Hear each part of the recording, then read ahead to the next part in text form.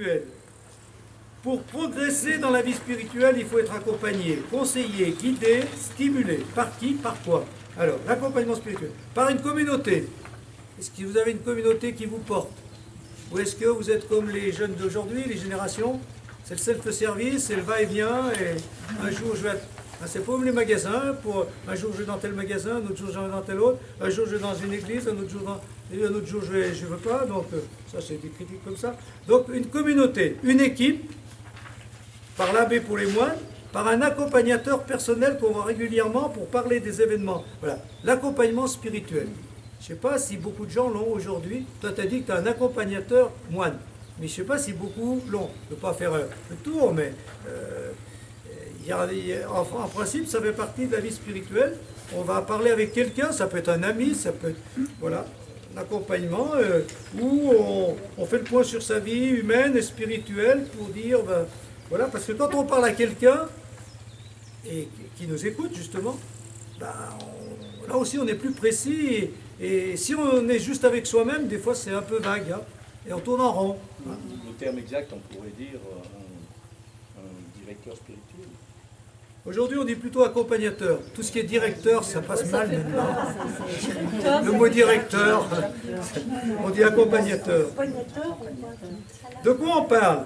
On parle des événements marquants, on parle des paroles bibliques ou évangéliques qui nous ont touchés, c'est toujours pareil. Hein. La vie spirituelle, c'est ça. Quels événements m'ont marqué et me demandent de réagir et comment je les vis intérieurement, spirituellement. Deuxièmement, quelle parole d'évangile me touche en ce moment, m'invite à changer, à progresser, à avoir une vie plus évangélique. Et puis, quelle évolution? Est-ce que j'ai l'impression d'évoluer ou est-ce que je stagne? Est-ce que je suis en progrès spirituel? Est-ce que je m'endors? Est-ce qu'il faut que je me réveille? Est-ce qu'il faut... Voilà. Hein, voilà. Et puis, dernière chose, les résolutions ou efforts de vie, faits ou à faire. Et après ces échanges, moi en tout cas, c'est comme ça que je pratique l'accompagnement. Quand j'ai quelqu'un, 3 personnes, même un prêtre ou 2, quels événements t'ont marqué?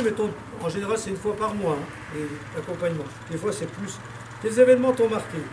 Quelle parole d'évangile en ce moment te stimule.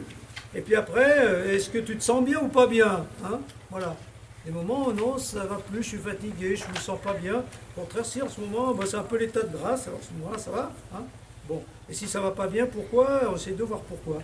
Et puis, alors, en conclusion, qu'est-ce que tu vas faire comme effort pour vivre un peu la vie évangélique? Par exemple, des efforts, vous en avez vu là.